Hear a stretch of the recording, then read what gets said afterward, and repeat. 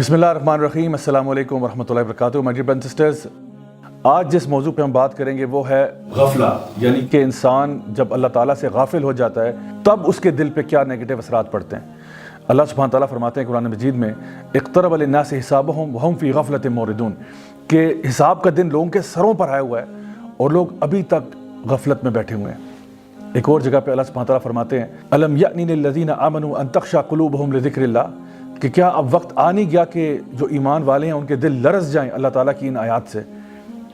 تو my dear brothers and sisters, کیا وقت آ نہیں گیا کہ ہمارے دل جب قرآن مجید کی آیات کے ساتھ ان کا تعلق بنے تو وہ لرز جائیں، وہ کانپ اٹھیں؟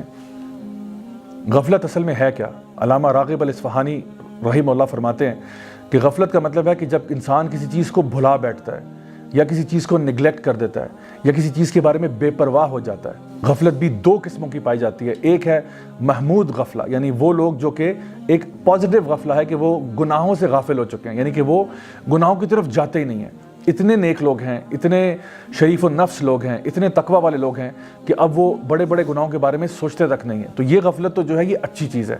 دوسری غفلت ہے مذموم غفلہ، اور اس کے آگے سے تین مزید حصے ہیں۔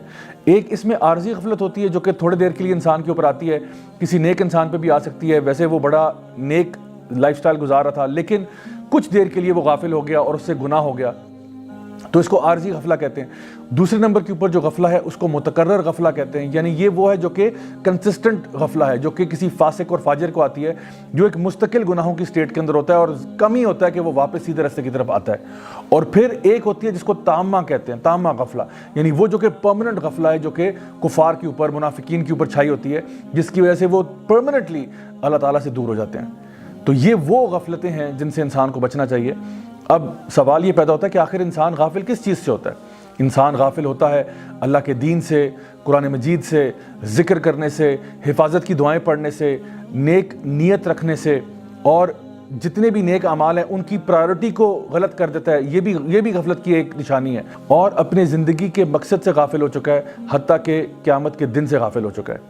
اللہ سبحانہ تعالیٰ فرماتے ہیں ایسے لوگوں کے بارے میں اولئک کالانعام بل ہم اضل اولئک هم الغافلون، یہ لوگ جانوروں جیسے ہیں، نہیں شاید اس سے بھی بدتر، یہی تو غافل لوگ ہیں۔ یعنی سبحان اللہ، بھیڑ بکریاں بھی اتنی غافل نہیں ہوتی جتنا کبھی کبھار انسان ہو جاتا ہے۔ اب سوال یہ پیدا ہوتا ہے کہ آخر غفلت انسان کو ہوتی کیوں ہے؟ اس کی بنیادی طور پر ایک وجہ یہ ہے کہ جب انسان دنیا داری کی طرف بہت زیادہ لگ جاتا ہے، عیش و عشرت کی طرف بہت لگ جاتا ہے، آرام اور سکون کی طرف بہت زیادہ راغب ہو جاتا ہے تو وہ غافل ہو جاتا ہے۔ جب ایک انسان کہتا ہے مجھے ایک لیوش لائف سٹائل چاہیے، میں نے اپنے نفس کی پوجا کرنی ہے، میری جو مرضی ہوگی میں وہ کروں گا، کھیل تماشے میں اپنے آپ کو بہت زیادہ انوالو کرنا، یہ ساری وہ چیزیں ہیں جو کہ انسان کو غافل کر دیتی ہیں۔ حتیٰ کہ ایک انسان جو اپنے بزنس میں، اپنی جاب میں بھی بہت زیادہ انوالو ہو جائے اور جس کو ہم کہتے ہیں ورکہولک بن جائے، وہ بھی اکثر اوقات اللہ تعالیٰ کے دین سے غافل ہو جاتا ہے۔ آج اگر آپ پوری امت کا حال دیکھیں تو صورتحال کچھ ایسی ہے کہ لوگ یا تو اپنی فیملیز میں بہت بزی ہیں، یا اپنے کریئرز کو بنانے میں بہت بزی ہیں، یا اپنے لائف سٹائل کو اپ گریڈ کرنے میں بہت بزی ہیں، اور یہ بھول چکے ہیں کہ ہم نے لوٹ کر اللہ کے پاس جانا ہے۔ انا للہ و انا الیہ راجعون، ہم بھول چکے ہیں کہ ہم نے اللہ کے سامنے ایک دن پیش ہونا ہے، اور اللہ تعالیٰ فرماتے ہیں قرآن مجید میں فَمَن يَعْمَلْ مِثْقَالَ ذَرَّةٍ خَيْرٍ يَرَهُ وَمَن يَعْمَلْ مِثْقَالَ ذَرَّةٍ شَرٍّ يَرَهُ، اس دن جو تم نے ذرہ برابر خیر کا کیا ہوگا وہ بھی سامنے آ جائے گا، اور جو تم نے ذرہ برابر شر کا کیا ہو جائے گا وہ بھی سامنے آ جائے گا۔ آج کل کے میسج کو اگر ہم دیکھیں تو اکثر اوقات لوگ قرآن مجید سے غافل ہیں، نبی کریم صلی اللہ علیہ وسلم کی سنتوں سے غافل ہیں، اور شاید اللہ تعالیٰ کے دین پر عمل کرنا ہماری وش لسٹ میں ہی نہیں ہے۔ یہی سب سے بڑا المیہ ہے۔ ہم کہتے ہیں ہم نے بڑا آدمی بننا ہے، ہم نے اپنے کاروبار کو پروگریس کرانا ہے، ہم نے اپنی جاب میں آگے بڑھنا ہے، لیکن اللہ کا بندہ بننا ہے، یہ ہماری وش لسٹ میں بھی اللہ معاف کرے نہیں آتا۔ اب اصل میں جو غفلت کی سٹیٹ میں انسان چلا جائے، جس کا دل غافل ہو جائے، اس کے اوپر پنشمنٹس کیا ہیں؟ علماء اس کے بارے میں بیان کرتے ہیں کہ ایسا شخص جو ہے اس کی پنشمنٹ دنیا میں بھی ہوتی ہے اور آخرت میں بھی ہوتی ہے۔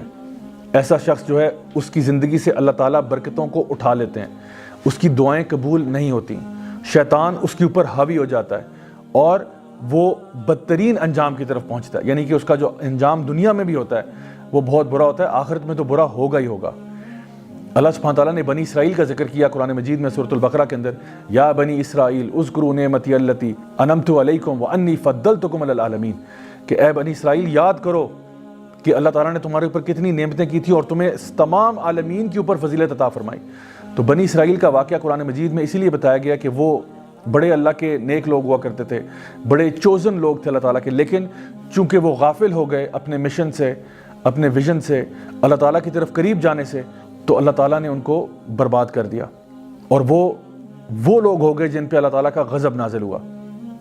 My dear brothers and sisters, بالکل اسی طرح سے اللہ سبحانہ تعالیٰ سورہ آل عمران کے اندر مسلمانوں کو اب یہ ٹائٹل دیتے ہیں، یہ کہہ کر کنتم خیر امۃ اخرجت للناس تأمرون بالمعروف وتنہون عن المنکر وتؤمنون باللہ، کہ تم اے مسلمانوں اب بہترین امت ہو۔ ایک زمانے میں بنی اسرائیل ہوا کرتے تھے، اب تم بہترین امت ہو، لیکن کیوں؟ جسٹ بیکاز تم ایک مسلمان فیملی میں پیدا ہو گئے اس لیے بہترین امت ہو؟ نہیں، اس لیے تم بہترین امت ہو اگر تم اپنے فریضے کو پورا کرو۔ تأمرون بالمعروف وتنہون عن المنکر وتؤمنون باللہ، تم لوگوں کو نیکی کا حکم دو، برائی سے روکو اور اللہ پر ایمان لاؤ۔ My dear brothers and sisters, تھوڑی دیر کے لیے سوچئے، کیا ہم اس فریضے کو پورا کر رہے ہیں؟ ہمارے سامنے اگر کچھ برا ہوتا ہے، کیا ہم اس کو اپنے ہاتھ سے روکتے ہیں؟ چلو ہاتھ سے روکنے کی استطاعت نہ صحیح، کیا اس کو زبان سے روک پاتے ہیں؟ چلو زبان سے بھی روکنے کی استطاعت نہ صحیح، کیا اس کو ایٹ لیسٹ دل میں برا سمجھتے ہیں؟ یا کیا ہم ایک ایسے معاشرے میں رہتے ہیں جہاں پہ ہم نے برائی کو برائی سمجھنا بھی چھوڑ دیا ہے؟ تو جان لیں کہ جس طرح پہلی قومیں برباد ہوئی ہیں، بالکل اسی طرح سے آج کی بھی قوم برباد ہو سکتی ہے اگر وہ اللہ تعالیٰ کے بتائے ہوئے دین کے اوپر نہیں چلے گی اور غفلت کی اس کنسسٹنٹ سٹیٹ کے اندر رہے گی۔ اب غفلت کو ہرانے کا طریقہ کیا ہے؟ My dear brothers and sisters, غفلت کو ہرانے کا طریقہ ایک ہے، اور وہ ہے علم حاصل کرنا۔ نبی کریم صلی اللہ علیہ وسلم نے جب موازنہ کیا ان لوگوں کا جو دین کا علم رکھتے ہیں بنسبت ان کے جو دین کا فہم نہیں رکھتے، تو آپ نے فرمایا ان کا ڈفرنس ایسا ہے جیسے کہ چاند اور تاروں کا، یعنی جو قرآن مجید کا علم رکھتا ہے، جو دین کی تعلیم حاصل کرتا ہے، اس کی مثال ایسے جیسے چاند کی ہے، آسمان پر کلیئر نظر آ رہا ہے، اور جو باقی لوگ ہیں، عام لوگ، عبادت گزار قسم کے جو لوگ ہیں جن کے پاس دین کا فہم نہیں ہے، وہ تاروں کی مانند ہیں۔ اور آپ نے فرمایا کہ تم میں سے جو علم والا ہے اور جو علم نہیں رکھتا، اس کی مثال ایسے ہے کہ جیسے میری، یعنی کہ نبی کریم صلی اللہ علیہ وسلم کا اگر مقابلہ کیا جائے امت کے سب سے ادنا شخص کے ساتھ، یہ مقابلہ ہے اگر آپ دیکھیں جو علم حاصل کرنے والے ہیں۔ حتیٰ کہ احادیث مبارکہ میں یہ بھی آتا ہے کہ جو لوگ علم سیکھنے کے لیے نکلتے ہیں، زمین و آسمان کے چرند پرند حیوانات، حتیٰ کہ سمندر کے اندر مچھلیاں بھی ان کے لیے دعائیں کرتی ہیں، اور جب وہ اپنے گھروں سے نکلتے ہیں علم سیکھنے کے لیے، قرآن مجید کا علم سیکھنے کے لیے، احادیث مبارکہ کا علم سیکھنے کے لیے، تو فرشتے ان کے آگے اپنے پروں کو بچھا دیتے ہیں۔ اللہ اکبر! کیا آپ سوچ سکتے ہیں کتنا زبردست پروٹوکول ملتا ہے ان لوگوں کو جو دین کا علم حاصل کرنا چاہتے ہیں؟ اور جو شخص بھی دین کا علم حاصل کرنے کے لیے نکلتا ہے وہ اصل میں اللہ کی راہ میں جہاد کر رہا ہوتا ہے۔ تو آج سے آپ فیصلہ کریں انشاءاللہ کہ ہم لوگ اپنے آپ کو اس غفلت سے نکالیں گے۔ اس کے لیے میں آپ کو 3 مزید ریکمنڈیشنز دیتا ہوں، اپارٹ فرام دا فیکٹ کہ آپ نے اپنے علم میں اضافہ کرنا ہے، اپنا اللہ تعالیٰ کا ذکر بڑھا دیں، نبی کریم صلی اللہ علیہ وسلم پر درود پڑھنا بڑھا دیں، اللہم صلی علی محمد وعلی آل محمد کما صلیت علی ابراہیم وعلی آل ابراہیم انک حمید مجید، یہاں سے لے کے آخر تک۔ اور سب سے امپورٹنٹ چیز اگر آپ کر پائیں، جو بہت خوبصورت چیز ہے غفلت سے بچنے کے لیے، وہ ہے تہجد کی نماز کو قائم کرنا۔ My dear brothers and sisters, اگر ان چیزوں کو آپ فالو کر لیں تو یقین جانیے آپ غفلت سے باہر نکل سکتے ہیں، اور انشاءاللہ الرحمن اللہ تعالیٰ آپ کو دین کا فہم عطا فرمائے گا۔ Until next time, this is me, Raja Ziaul Haq, signing off. Wassalamu alaikum wa rahmatullahi wa barakatuh.